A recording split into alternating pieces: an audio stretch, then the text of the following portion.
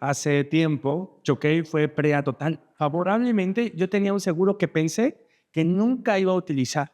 Lo mismo pasa con los contratos. Los hacemos, esperamos no usarlos nunca más, pero si los tienes, te salvan la vida. En este episodio hablaremos de la importancia legal en los negocios.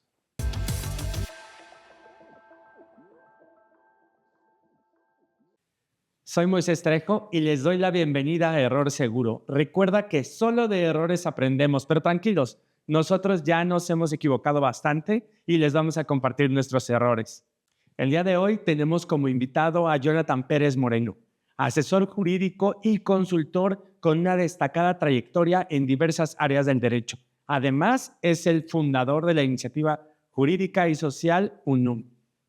Bienvenido, Jonathan. Es un placer tenerte el día de hoy con nosotros. Muchas gracias, Moisés. Oye, John, pues platícanos pues un poco más sobre ti. Pues, como decías, he trabajado en varias áreas del derecho, entre ellas el derecho familiar, civil, mercantil, propiedad intelectual, derecho administrativo y derecho fiscal. Muy bien. ¿Y actualmente qué es lo que estás haciendo? ¿Qué es lo que haces? Me desempeño justo, como bien decías, como asesor jurídico independiente y asesoro principalmente a pequeños negocios y emprendedores que necesitan de una guía legal. Sí. Es que fíjate que muchas personas que ponen negocio no saben el tema legal que tienen que considerar y yo creo que ahí es donde tú estás aportando mucho valor a este tipo de emprendedores o empresarios. En efecto, desgraciadamente, como en muchas otras cosas a nivel, digamos, tal vez social, no tenemos tan presente el tema de prevenir. Siempre nos esperamos, ¿no?, a estar enfermos para ir con el doctor, a tener un problema de dinero para acomodar nuestras finanzas, ¿no?, y poder pagar los préstamos que Sí, ocupamos. Y en la materia legal, pues no es la excepción. Generalmente se consulta a los abogados hasta que ya se tiene el problema y que verdaderamente ya no le vemos salida, ¿no? O y sea, eso es mucho más caro. sí, por supuesto. Prevenir siempre va a ser más barato, ¿no? Es Sí. mejor pagar una asesoría, una consulta, un contrato, a pagar el costo de un juicio. Es que no sabemos que lo necesitamos. Fíjate que la mayoría de las personas que ponen negocio no saben todo lo que tienen que aprender y conocer, etcétera, y a lo mejor demeritamos la importancia de tener como aliado, llamémosle, a un asesor jurídico, un abogado, etcétera. Claro. Mira, aquí también un poco tal vez como poniéndonos del lado de las personas que emprenden y en general de la sociedad, eh, la profesión está también demeritada por sí misma, como dices, ¿por qué? Pues por una mala reputación, que claro que existe, ¿no? O sea, claro que hay abogados chuecos, claro que hay abogados que se transan a sus propios clientes, todo eso existe, todo eso es real y de ahí la renuencia, me parece, en primera instancia, de que cualquier persona prefiere vérselas por sí mismas y tratar de sortear estos temas legales investigando en internet o preguntándole a ChatGPT que acercarse a una persona que justo desconoce, ¿no? Un poco esa desconfianza en general hacia Y otro, el quienes... dinero. O sea, Claro. imagínate, estás empezando con tu negocio, tienes los centavos contados y estás gastando en un abogado, también es Sin embargo, ese también es o sea, es un buen punto, pero por eso a mí me gusta ubicar a las personas que se acercan a mí con propósitos de cumplir sus obligaciones legales a la hora de ejercer el comercio, centrándolos, digamos, de alguna manera en una escala. ¿A qué me refiero?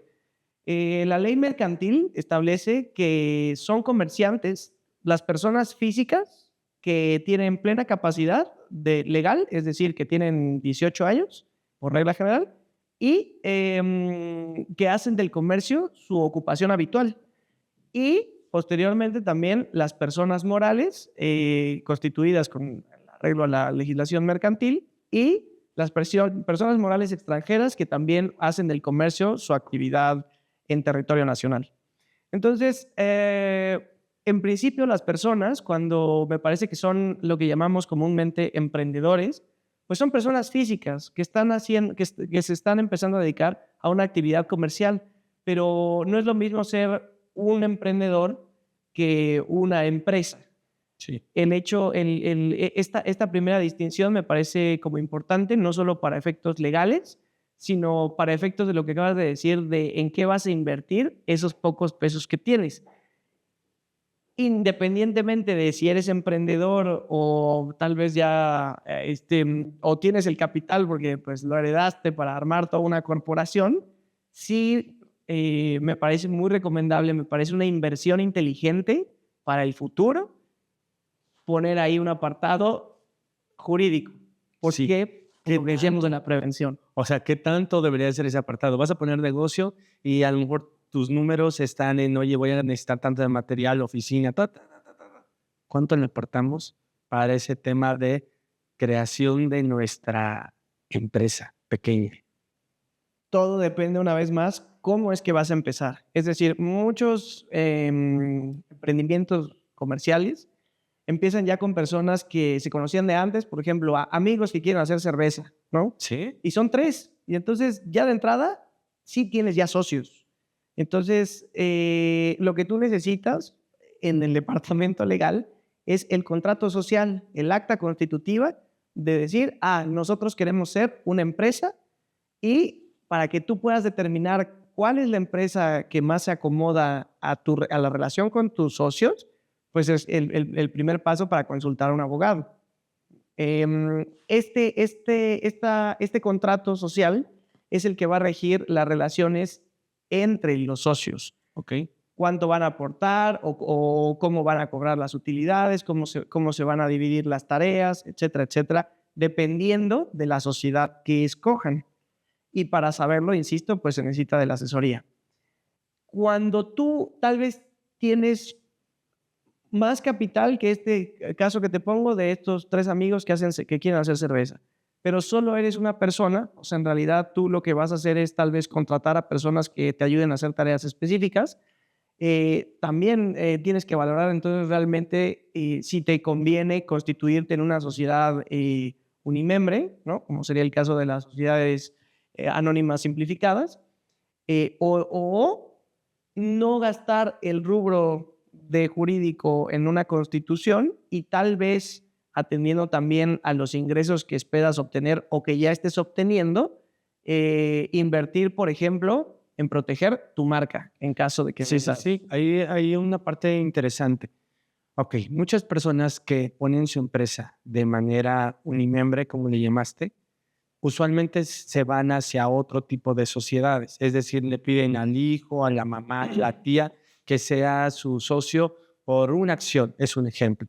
Y entonces, eso es lo más común que yo he observado desde fuera, ¿no? Porque yo no soy del área legal. ¿Eso es qué tan recomendable es? ¿Por qué? Porque sí, ¿por qué no? Bueno, lo que pasa es que las sociedades unimembres también fueron creadas, digamos, como para cubrir ciertas prácticas comerciales que no quedaran desreguladas, pero en realidad creo que si un negocio va creciendo, están destinadas a en algún momento desaparecer, no de la legislación, sino respecto a la Sí, se sociedad. transforman. Correcto, correcto, a transformarse. Esto principalmente porque así lo dice la ley. La Ley General de Sociedades Mercantiles establece que cuando una sociedad anónima simplificada tiene arriba de 7 millones de pesos de ingresos al año, debe 7 millones y cachito, es forzosa su transformación. Es justo porque de alguna manera la intención del legislador al crear esta figura es regular el comercio, porque al final al Estado le importa, ¿no?, que haya esta regulación en cuanto a las actividades comerciales, porque es ahí a donde se cobran los impuestos, que es de lo que Vive. financia, correcto, de lo que se financia el gobierno. Y que pues obviamente es justo, ¿no? Pero obviamente también tiene en cuenta que no es lo mismo empezar con 20 socios y un capital de millones de dólares, ¿no? O empezar con 2 socios y un capital de unos 100,000 pesos, por decir una cosa. Entonces, también dependiendo de la velocidad con la que crezca, que eso es algo muy volátil, porque igual y tú vendes algo muy sencillo, pero que le gusta mucho a la gente, ¿no? Y tu negocio va a despuntar. Entonces, como el tema tiene que, aquí también hay esta relación con la tributación, que esa es otra cosa que las personas a veces, pues, en general, no solo los empresarios o los emprendedores, pues dejamos un poco de lado porque volvemos a lo mismo. ¿A quién le gusta pagar? ¿No? O sea, es difícil, ¿no? O sea, a todo el mundo nos gusta recibir. pagar es un poco más difícil, tenemos que ser como más conscientes de por qué se va el dinero, cuánto es, esto y el otro. Y a la hora de hacer estas cuentas a nivel contable y fiscal, es que también es muy importante saber cómo es que uno está dado de alta, por ejemplo, ante Hacienda. Y entonces, si realmente no vale la pena que aunque yo tenga el dinero para pagar y luego constituir mi sociedad anónima, si realmente ahorita todavía no estoy vendiendo mucho, o sea, el negocio no ha despegado, digamos, pues en realidad igual me convendría más mudarme a otro régimen fiscal o simplemente ser eso, ¿no? Comerciante en términos de la legislación mercantil. Sí, existen, por ejemplo, es muy común personas que ponen su negocio como persona física. Ok, pero ya tienes empleados, imagínate. ¿Qué pasa si hay una demanda? ¿Te convendría más ser persona moral? No, en realidad en un tema laboral no lo veo así a bote pronto, te podría decir que no veo la distinción porque el tema de la Constitución, insisto, es uno, tú vas a hacer un negocio tú solito y vas a contratar personas o con socios y además contratar personas, ¿no? Sí. Si hay socios, tienes que regular la parte de no solo con tus empleados, sino también entre nosotros que somos socios y decir, vamos a poner las reglas claras para que después no tengas problemas tú y yo. Claro. Y en un tercer lugar, bueno, ya vendrían proveedores, que eso también pues, podría ser una persona física o con socios, ¿no? O sea, ahorita te doy una idea de esa parte de los socios, clientes, etcétera. Bueno, perdón, proveedores, clientes, colaboradores. Pero hablando de la muerte, de la vida, del nacimiento y la muerte de las sociedades, hablamos entonces primero saber cómo vas a estar constituido. Sobre eso necesitamos algún contrato que nos proteja si somos socios, ver qué figura vamos a tomar ante Hacienda, si es una persona moral, a lo mejor qué régimen, etcétera, pero qué más deberíamos de considerar en este nacimiento. Bueno, y contestando esta pregunta y relacionándola un poco con la parte final de mi respuesta a la pregunta anterior, ¿no? O sea, en caso de una demanda laboral, ¿qué pasa? Una cosa es la ley mercantil que regula justo a los comerciantes o a las sociedades mercantiles. Otra cosa es el derecho fiscal, ¿no? Que dependiendo, o sea, la ley del ingreso sobre la renta es una legislación federal y es una de las más importantes porque pues justo todo negocio, lo primero que, o sea, uno crea un negocio con la intención de tener un ingreso y esa es la ley que lo grava. Y en tercer punto tenemos a la ley laboral, la Ley Federal del Trabajo. Esta ley es la que regula las relaciones laborales entre particulares, es decir, entre un jefe que tiene una empresa, entre un emprendedor, entre una persona física con actividad empresarial que contrata a alguien y ese trabajador. Cualquiera que sea la modalidad, digamos, en la que una persona ejerce sus negocios, ya sea a través de una persona moral o de manera independiente, simplemente como persona física con actividad empresarial o prestadora de servicios profesionales, las responsabilidades que tiene para con el trabajador son las mismas que se contienen en la Ley Federal del Trabajo. Las únicas personas trabajadoras a las que no les aplica la Ley Federal del Trabajo son las personas que trabajan directamente para el Estado, para el gobierno, para cualquier dependencia pública. El régimen jurídico sí cambia y se rige por la ley reglamentaria del apartado B del artículo 123 constitucional, que justo es la que regula las relaciones laborales, que se le conoce comúnmente como ley burocrática. Sí, pero a ver, entonces como estoy entendiendo, sí, aplica la misma ley, pero ¿cómo respondes cuando eres persona moral y cómo respondes cuando es persona física? Me refiero a lo siguiente. Tengo entendido, digo, tú sabes de ese tema más que yo nada más estoy guiando, ¿no? Que si eres persona moral, respondes ante tus colaboradores por lo que tiene la sociedad.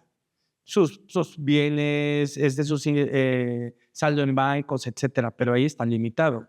Sin embargo, como persona física, respondes a todo lo que tú tienes como persona física. Si tienes tu casa, tu auto, todo eso, pues es tuyo, pero con eso también respondes. ¿Qué tan cierto es de eso?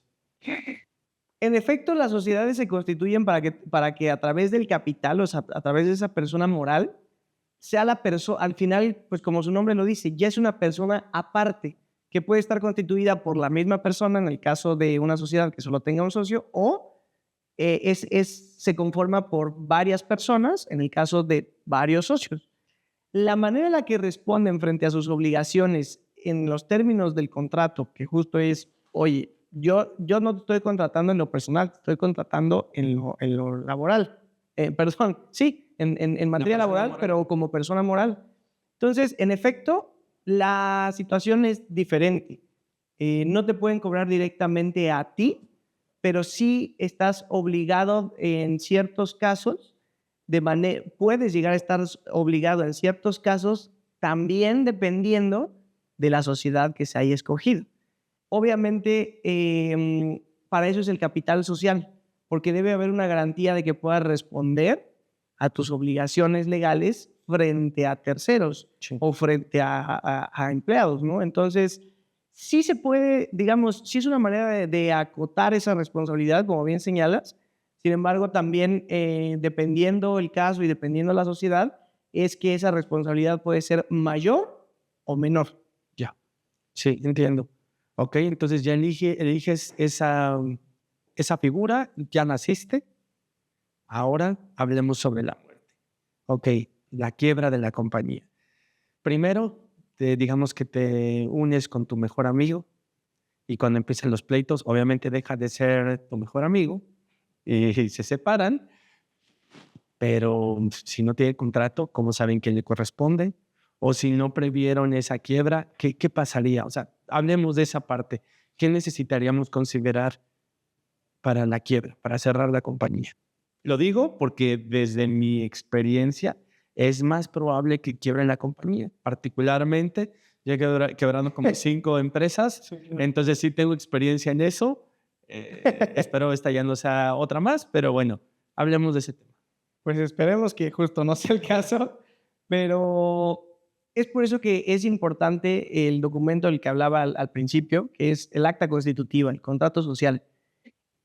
Esa acta, ese contrato, sirve como, digamos, acta de nacimiento, ley entre los socios para la relación durante la existencia de la empresa, pero también como, digamos, testamento para cuando ya esté muriendo o ya esté muerta, ¿no? Sí. A la hora de separarnos, todas esas cuestiones también se estipulan en el apartado de extinción y liquidación de la sociedad. Primero se extingue y después se liquida, que justo es, digamos, la parte de repartir el haber social, es decir, los bienes y derechos que se transformen que puedan ser transformados en dinero entre los socios, dependiendo al pacto previo. Es decir, esta acta o este contrato social. En caso de que no se realice, entonces es el tema de que se puede hacer valer de manera, digamos, amistosa, pues la parte que marca la ley, es decir, la ley marca unas reglas generales para extinguir y liquidar las sociedades, igual haciendo ciertas especificaciones dependiendo de qué sociedad sea. Pero si no se llegan a un arreglo amistoso, pues entonces es allá donde viene la parte de un juicio ineludible, que va a salir costoso porque volvemos a lo mismo. O sea, el tema de ir a juicio representan gastos mayores que muchas veces, como dice el dicho, les va a salir más caro el caldo que las albóndigas. Entiendo, pero hablemos más a detalle. Por ejemplo, teníamos esta empresa, se fundaron esos 2 amigos, llegó la pandemia, ya no tienen dinero, ellos como buenos emprendedores dejaron todo ahí, a lo mejor hasta perdieron a su familia por nada dedicarse al trabajo y a recuperarlo, pero pese a eso, se quedaron sin dinero, se quedaron sin clientes y ahora no tienen para la nómina, ya deben rentas. ¿Qué hacer? ¿Qué sigue? ¿Qué deberían hacer ellos? Bueno, es que también en ese supuesto, también dependiendo de todas estas cosas que mencionas, pues ya te ubica en el supuesto de que ya no era un emprendedor. O sea, sí ya era una empresa, no solo en el sentido legal, sino lo que comentaba al principio económico, o sea, con más recursos, o sea, más avanzado dentro de su propia actividad. Sí. Cuando estamos en esos supuestos, pues también existe un procedimiento, volvemos a lo mismo, que ya independientemente de lo que pudiera estar en la ley, que si hay un desacuerdo o los estatutos no marcan cómo es que se tiene que liquidar, la ley adicionalmente y o paralelamente te marca. Lo primero que tienes que hacer es liquidar a tus empleados. Sí. Y ya Vamos a poner un ejemplo. Empecemos por ahí. Ok, tienes que liquidarlos.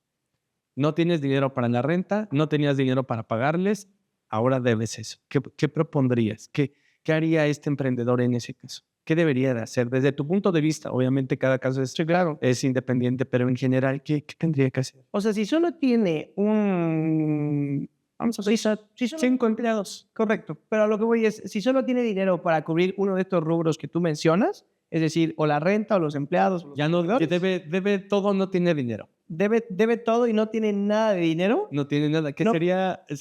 Arrastró hasta que no pudo y tiene que decirle a las personas. ¿Qué le recomendarías a esta persona? Híjole, pues lo primero es que sí, le recomendaría ampliamente que tratara de hacerse de algún dinero de manera extra, es decir, no a través de la empresa, sino de tener algo de dinero para al menos demostrar una disposición de que no es con una intención premeditada, porque en un caso así, dependiendo de las características, sí podría ser susceptible a que se le denunciara por fraude. Porque es decir, si una empresa, como dices, ya tiene 5 empleados, ya paga oficina, ya esto, ya el otro, no se queda, o sea, es muy, muy, muy poco probable que de la noche a la mañana ya no tenga ni un peso. Y eso como primer lugar. Como segundo lugar, sí me parece que justo esta impericia, ¿no? De por qué no tuvo dinero, también, si bien de momento en la legislación no está el caso así como tal, pero también se puede argumentar como un daños por pago de daños y perjuicios, justo porque es la impericia de este emprendedor, ¿no? La que llevó a afectar a otras personas que bien están pagando un daño, no porque ellos no fueran a trabajar, no porque ellos no hicieran bien su chamba, sino por la No lo mala sabemos, decisión, ¿no? También no lo sabemos, claro. Fíjate que lo que he observado, bueno, yo sé en el mundo del emprendimiento, entonces sé las historias de las personas, te las platican, etcétera. Lo que he observado es que se llegan a acuerdos con las personas. Oye, ¿sabes qué? No hay dinero, pero te voy a pagar tanto, pero no hay dinero, te lo voy a pagar a título personal y, ok, se firma un acuerdo, etcétera. Eso lo verías bien. Me parece que es lo que intentaba decirte en otras palabras. Es decir, o sea, buscar la manera de al menos dar una especie de primer pago, ¿no? O de pago compensatorio, de pago convencional, para dejar las menos deudas posibles. Sí. Porque si simplemente se echa para atrás, se cruza de brazos y dice, pago no debo, pero no tengo. Ajá, debo, no niego, pero pago no Correcto. tengo. Ahí, como tú bien dices, puede parecer fraude. Correcto. Y el problema es que se da, ¿no? O sea, es decir, Hay muchas empresas que sí lo personas, hacen. claro, o sea, voy y pido un crédito, o sea, no, sí, mira, yo estoy constituido y aquí están mis requisitos, y mira, aquí te contrato y esto y el otro, y al final, en realidad, pues se quedan con ingresos que no eran para eso, ¿no?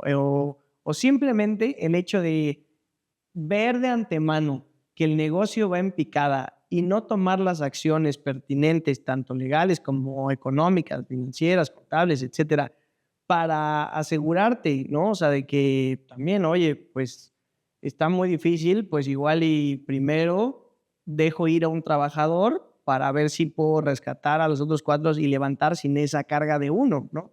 Pero insisto, cuando uno se queda de la noche a la mañana sin nada, hay muchos elementos, te digo, por el tema del fraude y también o sea, como para reprochar, para demandar legalmente esta impericia de negocios, ¿no? O sea, porque también genera afectaciones económicas en otras personas. A la familia, a las familias que dependían de sus trabajos. Correcto. Y esas deudas, volvemos a lo mismo también. O sea, no. Es mejor conciliarlas que pensar que simplemente porque no hay dinero van a desaparecer. Ok, entonces ya tienes resuelto esta parte, la concilias. Luego vienen el SAT y tus proveedores o clientes. ¿Qué hacer en esos casos? Vamos a poner un ejemplo. Yo hace tiempo tenía una compañía de televisión satelital. Esa compañía dejó de existir y me dijeron, oye, pero puedes usar esta otra compañía. Pero ellos ya no iban a hacer válido su contrato porque ya dejaron de existir. ¿Qué se hace en esos casos? ¿Qué recomiendas? Bueno, en el caso de los proveedores, me parece que justo, o sea, igual se puede llegar a cierta conciliación, porque al final un proveedor pues ya cumplió con su parte del trato y como toda persona pues le conviene más de lo perdido de lo encontrado, ¿no? Dependiendo también la cantidad de dinero que le debas, porque volvemos a lo mismo, un juicio, que ir a un juicio, supongamos que te encuentras un abogado que te dice yo tomo el caso y te voy a cobrar 50,000 pesos. ¿Cuánto te debe esta persona? No, pues 10,000. ¿No? Pues ya no lo haces. Pues da lo que te quiera pagar. Pero si no, o sea, pero si te debe 100, 200, pues te conviene, ¿no? O sea, entonces ahí es importante justo, insisto, o sea, como tratar de llegar a conciliaciones. Ahora, el fisco ya es otra cosa. Ahí el tema de no pagar impuestos es que si te llegan a auditar y encuentran adeudos fiscales, no solo te van a requerir el pago de los impuestos que no has entregado, sino te pueden imponer multas, actualizaciones y recargos. Es decir, un crédito fiscal en tu contra que esté integrado no solo por lo que debes, sino por otras sumas que justo, pues si debías 10 pesos, al final ya debes 20, ¿no? Entonces, ¿qué recomiendas en este caso? En ese caso, me parece igual, que si las personas desde el principio se asesoraron con un abogado y tienen también un contador, porque la parte fiscal sí es mancomunada, digamos, entre abogacía y contadores o contadores y abogados, no, aun cuando llegue este supuesto de quiebra, no tendría que haber más que declarar el cierre y hacer los pagos correspondientes, porque si la contabilidad va bien, eso significa que el día que tú dices, no, esto ya es insostenible, eh, podrás deber otras cosas, pero el pago de impuestos no. Claro, Claro, si lo debes, es porque hiciste las cosas muy, muy mal. Y entonces ahí sí aguas, porque también la autoridad fiscal, bueno, más bien la legislación fiscal, prevé delitos fiscales, o sea, delitos en lo particular. Entonces te digo, ya te estarías enfrentando a una posible denuncia por fraude, muy probables denuncias laborales y también a una tercera, pues sí, un proceso de investigación para acreditar si hiciste o no, si incurriste o no en un delito de carácter fiscal. Entonces, digo, creo que la parte de Hacienda se evita con una asesoría al principio. Esa sí es fundamental, porque, insisto, tanto asesoría jurídica como contable, porque, pues, volvemos al tema. Hay muchos factores que influyen para saber qué régimen te acomoda a ti desde la materia mercantil y desde la materia fiscal. Hay topes, hay diferentes deducciones, etcétera, ¿no? Ciertas cosas que influyen mucho también en el éxito económico del negocio. Y cuando uno está bien asesorado y además tiene un buen contador también de la mano, o sea, de una buena asesoría jurídica, que pues a ti no te va a decir, mira, este mes ingresaron 1,000,000 de pesos. A ti lo que te tiene que decir es cómo ingresaron, pero también ya todo lo que se pagó, todo lo que ya no hay deuda y principalmente, además de la nómina, además de proveedores, además de renta, pues tus impuestos. sí, fíjate que algo que yo recomiendo con el tema de impuestos es apartar dinero desde que entre. Una cosa, digo, en mi experiencia en las quiebras que he tenido es lo siguiente. Te dice el contador cuánto va a pagar, cuánto vas a pagar, pero te lo dice después de que hizo su cálculo. Vamos a pensar, si bien vas, eh, 17 días después de que acabó, bueno, ponte 10 días después de que acabó. Yo te puedo decir que personalmente uno de mis errores fue postergar ese pago de impuestos. O sea, a lo mejor no iba un mes, ya iba 2 meses retrasado, etcétera. Y ya te dicen, oye, tienes que pagar tanto. Ok, juntas como emprendedor dinero y pagas. Después el siguiente mes, no tienes, bueno, pues ya debes otro. Y después vuelves a pagar. Pero desde un tiempo, por ejemplo, cuando ya es anual, no tienes dinero. Ay, te andas tronando los dedos para pagar el anual. Y entonces ya se te juntan con otros pagos. ¿Cómo lo hacemos ahora? Desde que llegan los ingresos, aparto ese pago de impuestos, que no es exactamente cuánto es, pero ya tengo apartado ese dinero. Yo les recomendaría eso a las personas, pero hablando de colaboradores, hablando de qué tanto tendríamos que tener apartados por si llegara una mala racha y por si tenemos que cerrar la compañía. Desde tu punto de vista, ¿qué deberíamos de considerar? Bueno, lo primero sería que esté muy claro en el contrato qué cosas, qué bienes está aportando cada uno de los socios y que estén conscientes en todo momento de la diferencia de aportaciones que puede llegar a haber. Es decir, la parte más sencilla sería todos vamos a aportar la misma cantidad de dinero y al final, pues si se llega a este punto de la liquidación, pues después de haber pagado, o sea, pagado todas nuestras obligaciones con terceros, el remanente va a partes iguales, de la misma forma que ingresó. Sin embargo, puede ser que empieces así, pero que por motivos comerciales de la actividad particular de estos socios, de estas personas, en algún momento sea necesario registrar una marca. Sí. Y que entonces sea un solo de los socios que diga, bueno, yo ahorita tengo la posibilidad de pagar el registro de esa marca. Entonces, yo la pago, pero le voy a ceder los derechos marcarios que me otorguen a la empresa, porque justo la marca es de la empresa. Entonces, ese acto, que en ese momento igual y fue como, no, pues, digamos, te pusiste la camiseta por los socios, ¿no? Y tú estás pagando todo. Si por X o Y se pierde de vista este punto y nunca se llega a la parte de reintegrar con recursos de la sociedad al socio que aportó ese dinero, justo el dinero que haya pagado, tal vez se acuerda a la hora de la liquidación, ¿no? Dice, oye, no, ¿por qué nos vamos a ir a partes iguales?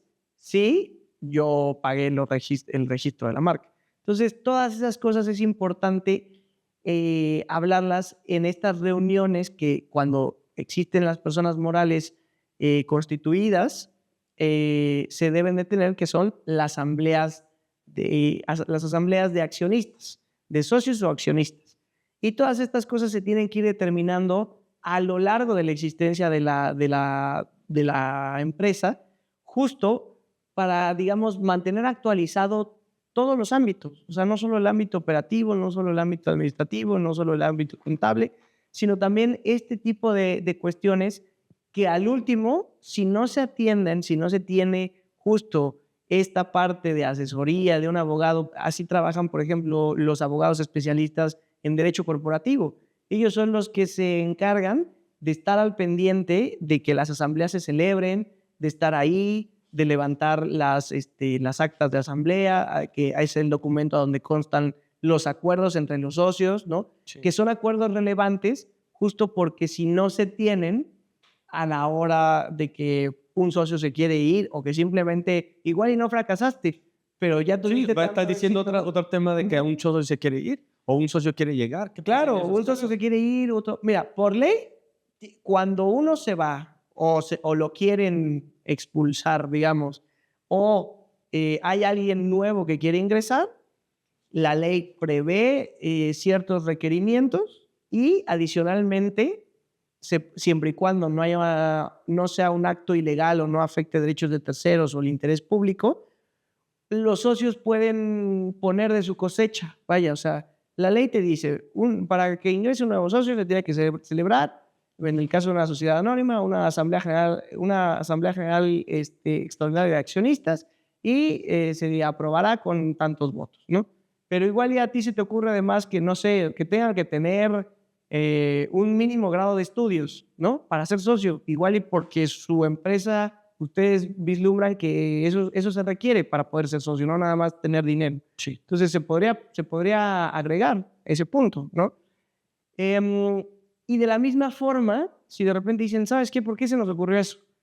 No, pues no tiene sentido, quítalo, ¿no? O sea, todas estas cosas a lo que voy es que cuando alguien quiere entrar, cuando alguien quiere salir o previendo si todo sale mal y hay que desintegrar la empresa, hay que irlas viendo. Lo principal es al inicio de las actividades, pero también a lo largo de las mismas, porque pueden ir ocurriendo cosas que hagan que ya no existe este acuerdo de voluntades entre las partes. Sí. Que por el contrario, y de repente haya personas que dicen, no, pues creo que yo he hecho más por la empresa, entonces pues lo lógico es que yo reciba más. Y todas estas cuestiones es que deben de tratarse obviamente en el ambiente más sereno y con la presencia de alguien que tal vez en todo momento vaya guiando a las personas hacia la conciliación y recordándoles que hay ciertos límites que marca la ley. Es decir, por muchos acuerdos que ellos quieran llegar, hay ciertas áreas en las que, pues, aunque todos estén de acuerdo, no pueden traspasar. ¿Por qué? Porque lo dice la ley. Bueno, John, ya platicamos sobre el tema de los socios, de los contratos con los socios, pero ¿qué sobre los contratos con los colaboradores? ¿Qué tipo de contratos vamos a requerir? Bueno, en este caso, lo que se necesita son contratos laborales en términos de la Ley Federal del Trabajo. Okay. Aquí es muy importante que cuando una persona emprende un negocio, tome en cuenta que a diferencia de otros contratos, tanto con los socios como otros tipos de contratos, en esta no puede sentarse tal cual a negociar con su trabajador qué cosas le va a dar y qué no, con un margen tan amplio como en los otros contratos. ¿Por qué? Porque la Ley Federal del Trabajo es una materia distinta a la que rige la materia mercantil, la materia civil, que justo son las materias que rigen más los actos, por los que rigen los actos comerciales o mercantiles. Y esta ley tiene obligaciones estrictas, es decir, no se puede, la ley enumera puntualmente cuáles son los derechos y obligaciones tanto de trabajador y patrón. Entonces, aquí este punto es fundamental, entender que sobre estos derechos y obligaciones no se puede transaccionar. Se pueden ampliar, se pueden tal vez acomodar de alguna manera, ¿no? En la que le convenga a ambas partes, pero no se pueden renunciar, como por ejemplo en los actos mercantiles. Ok. Se puede como obligar, bueno, te voy a decirlo de diferente forma. Por ejemplo, se podría decir, la persona no tiene autorizado trabajar horas extras. Esto con el fin de que el colaborador sepa que no trabaja horas extras, que no se le va a pedir trabajar horas extras, o eso no es posible. Eso, por ejemplo, sí sería posible, justo porque no disminuye el derecho inviolable del trabajador de que en caso, la ley establece que en caso de que trabaje horas extras, esas horas le deben ser pagadas con una mayor remuneración. Sin embargo, si aquí se dice simplemente tú vas a estar obligado a trabajar tus horas laborales y, o sea, en ningún momento vas a trabajar horas extra, eso incluso me parece un extra, una garantía de que la jornada siempre se va a respetar de manera íntegra y también me parece una garantía para el patrón porque pues también se está asegurando de que mientras el empleado, su trabajador, sabe que solo cuenta con su jornada laboral, tiene que entregar el trabajo para el cual fue contratado dentro de las horas, lo cual me parece que hace más eficiente el trabajo y, insisto, genera esta garantía incluso sobre lo que ya dice la ley. Bien, ahora sí, por ejemplo, digo, tú sabes más de este tema, por favor, espero, si estoy diciendo una tontería, corrígeme, por eso precisamente estamos aquí. Adelante. Pero si tienes, por ejemplo, que trabajar a la semana 48 horas de trabajo y les dices a tu equipo, ¿saben qué? Sí, en el contrato dice 48, pero trabájame 45. Quédame debiendo esas 3 horas. Cuando las necesite, pues me las pagas. Eso podría ser, no está bien, está mal, si te está quedando de ver horas, pero nada más es si las necesito. Si por ahí un día necesito que te quedes una hora más, pues de las que te dejé ir siempre 3 horas menos, págame esas horas. Me parece que también, o sea, es un gran punto. Creo que mientras esté bien especificado dentro del contrato, es posible. También es un tema de prever en qué horario se va a utilizar esas horas, porque la jornada por la que generalmente se contrata una persona, pues es de 9, sobre todo, no sé, en trabajos de oficina, de 9 de la mañana a 6 de la tarde, ¿no? Por ejemplo, en ese horario. Sin embargo, si de repente por un tema que ocupa la empresa necesita extenderse horas, debe tener cuidado de no entrar a lo que vendría siendo una jornada nocturna de trabajo.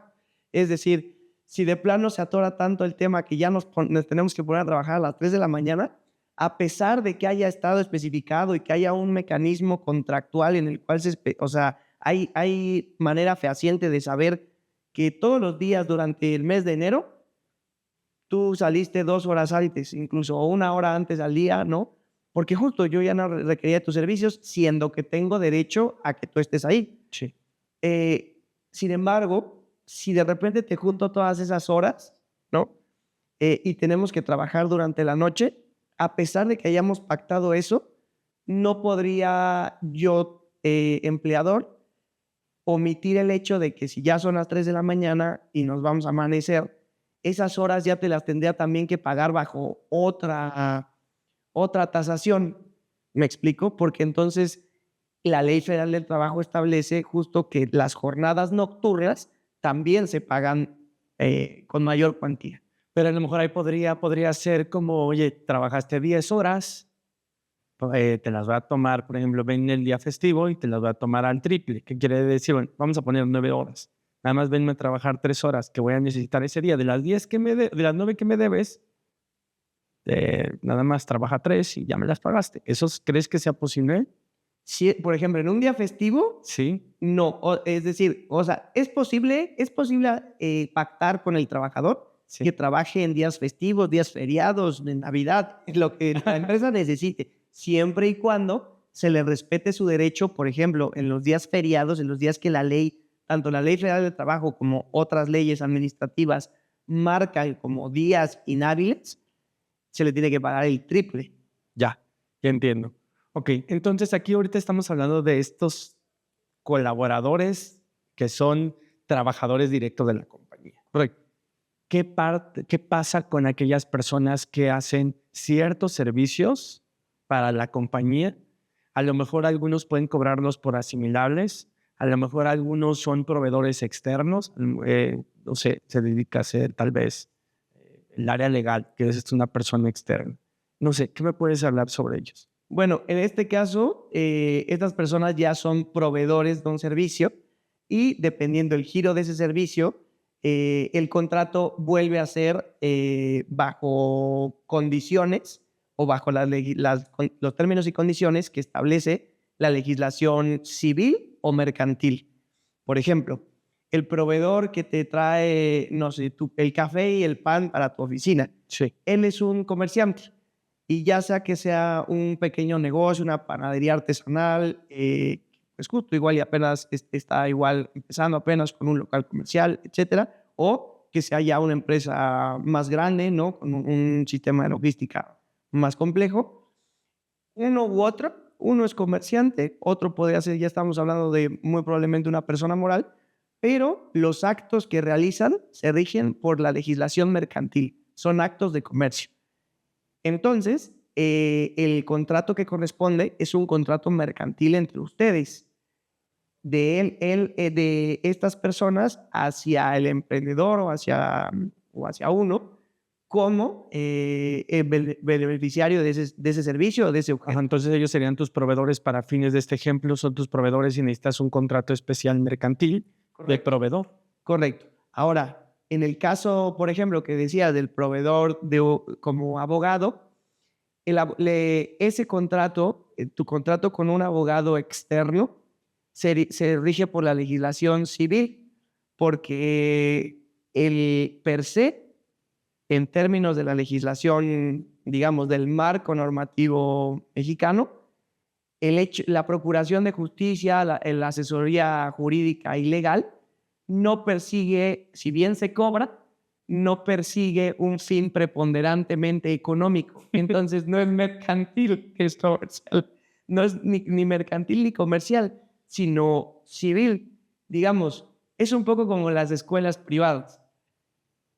No sé, pregúntale a los papás de los chicos que van a la Ibero o a alguna de estas instituciones si no les parece que es preponderantemente económico, ¿no? Por las colegiaturas. Pero bueno, el fin, al tratarse de actividades que deben ser de alguna manera protegidas, promovidas, incentivadas, ¿no? Porque al final tienen un efecto de beneficio colectivo.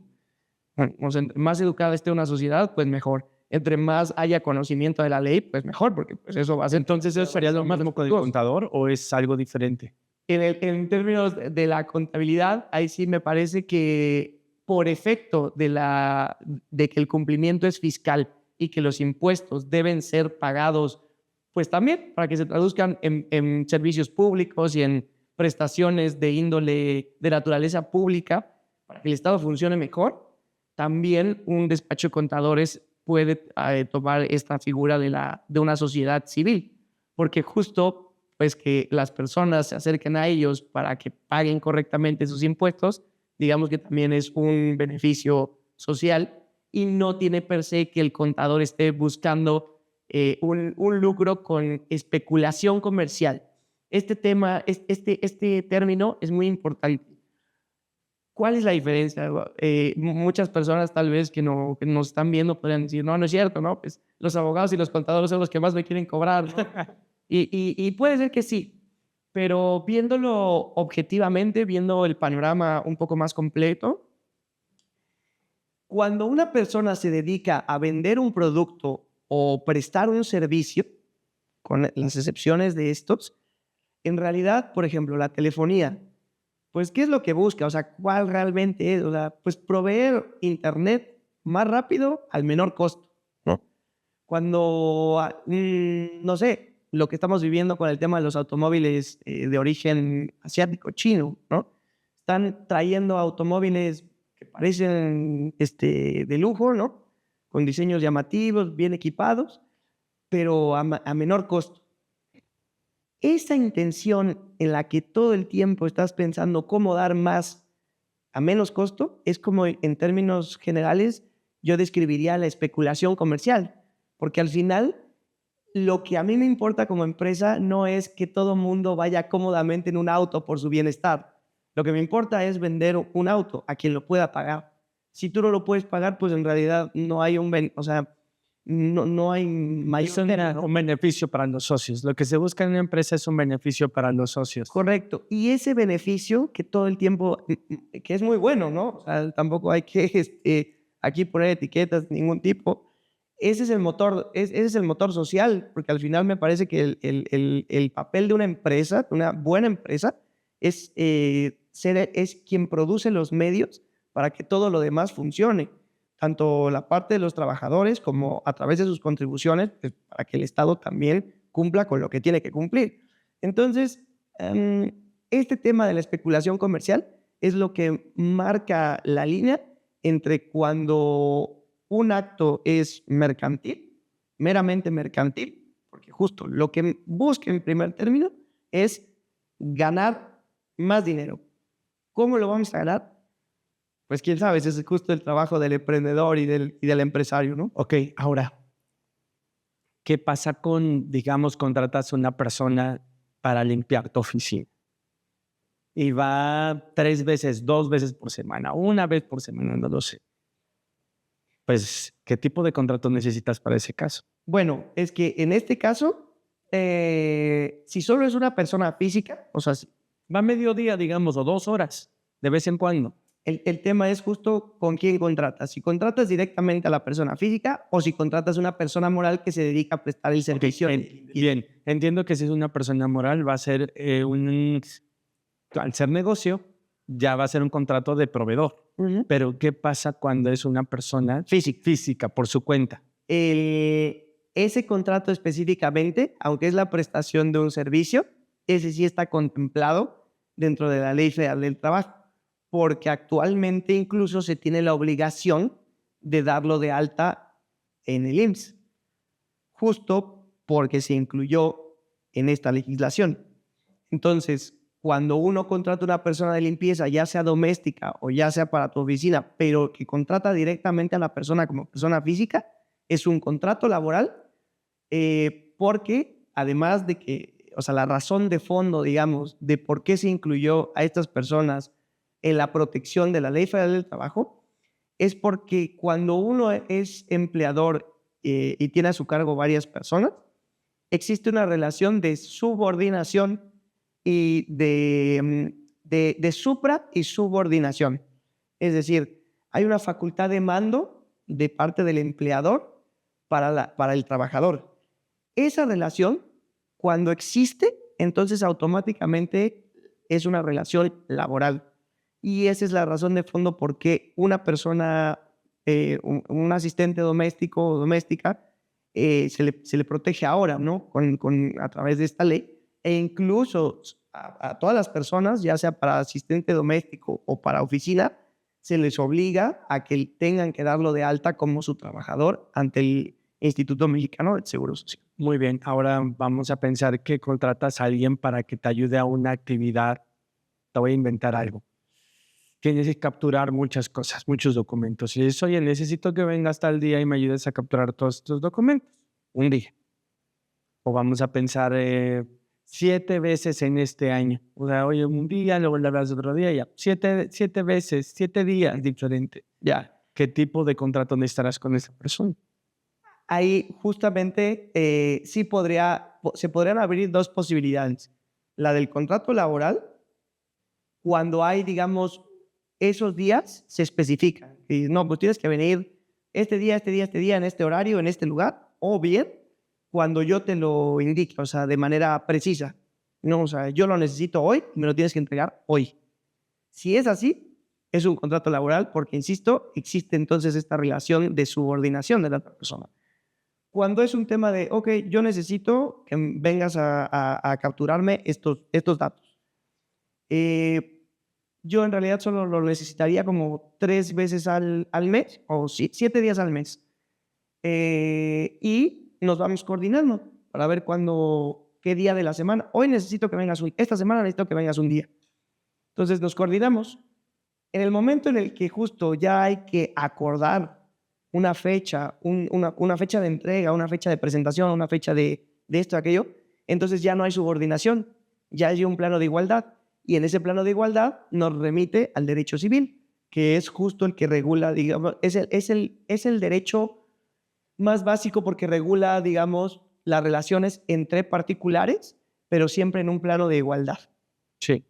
Bien, ahora, ¿qué otros contratos crees que nos faltan cuando estamos hablando de colaboradores, de personas que están colaborando con tu compañía? No hablemos ahorita de clientes y tratemos de no verlos hacia proveedores. Bueno, ya hablamos de socios, ya hablamos de Sí. trabajadores, ya hablamos de Se me ocurre, ¿qué tal la gente que cobra por comisión? comisionistas. Bueno, Sí. ese también es un contrato mercantil porque está regulado en la legislación mercantil. Es decir, la legislación mercantil es una ley que, por decirlo de alguna manera, es una ley especial que deriva de la ley civil, porque seguimos hablando de relaciones entre particulares, entre iguales. Sin embargo, por tratarse que el acto mercantil puede tener muchas variantes, es que existe esta rama del derecho y contempla muchos otros supuestos, entre ellas las del comisionista. Ok, ok. Y se podría, oye, yo soy comisionista, pero además tengo que ir a la oficina. O sea, yo vería que hay dos tipos de comisionista. Uno que es 100% por comisión, que trabaja en la calle y al horario que quiera. Y habrá otras personas que tienen que hacer cierto trabajo en la oficina y además tienen una comisión, vaya.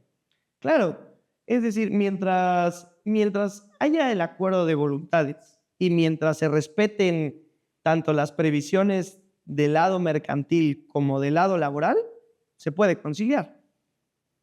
Pero entonces ahí para ese caso necesitarías dos contratos. Correcto. Un contrato para las actividades como comisionista y un contrato para las actividades como trabajador. Bien. Bueno, y ahora para continuar con el tema de los contratos, hablemos sobre los clientes. ¿qué contratos necesitaremos para los clientes? Particularmente yo identifico el tema de los contratos de adhesión y a lo mejor un contrato directo que yo pueda tener con cada uno de mis clientes. ¿Qué sugieres? Claro, pues respecto a los clientes depende de la naturaleza del cliente. Es decir, habrá clientes que tal vez, y también del momento que como emprendedor o pequeña empresa se está viviendo. En un principio, es más probable que lo que requieras es un contrato ya sea civil, ya sea mercantil, justo porque el trato es más directo y porque en efecto va a haber una negociación. Tal cual, la definición de un contrato es un acuerdo de voluntades. Sí. Sin embargo, pues todos hemos ido a alguna tienda departamental o alguna cadena grande de proveedor de servicio, insisto, como de radiotelefonía, en la que pues no viene el dueño de la empresa y nos dice, oye, ¿qué quieres, no? ¿Y qué le ponemos? ¿Qué le quitamos? Esos también son contratos, solo que se llaman contratos de adhesión. Y las empresas los usan justo cuando ya están, digamos, un poco más desarrolladas en su negocio y que el trato con el cliente empieza a ser un poco menos personal respecto al menos de los socios. Es decir, que ya hay justo trabajadores llevando la parte de atención a cliente. En este caso, los contratos de adhesión simplifican muchísimo el tema porque al final establecen de entrada cómo va a ser la relación entre cliente y empresa. Sin embargo, hay que tener también mucho cuidado porque eso no los contratos de adhesión, al no poder haber realmente el acuerdo de voluntades, en realidad ya solo se resume, no es que no lo haya, sino que ya solo se resume a que una sola de las partes es quien propone y la otra es la que acepta o niega.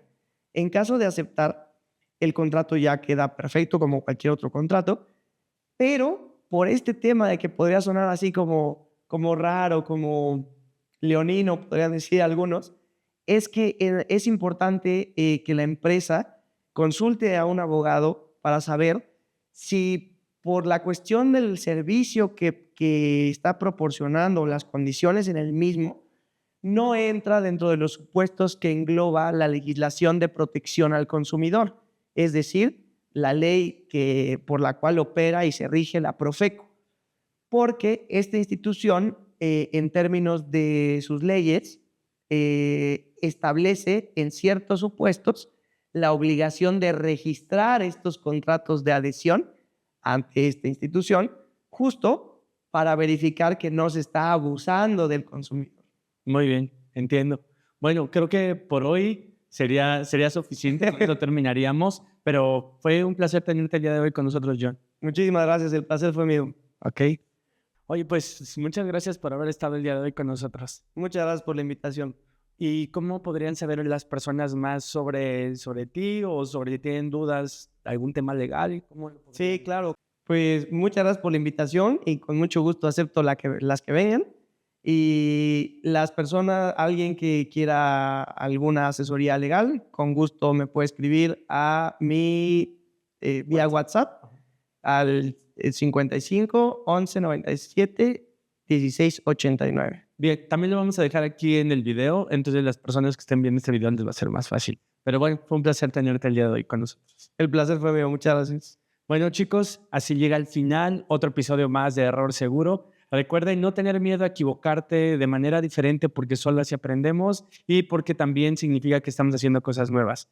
Por favor, déjenos sus comentarios, díganos de qué otros temas les gustaría que habláramos, a qué invitados les gustaría que tuviéramos aquí y bueno, pues hasta la próxima.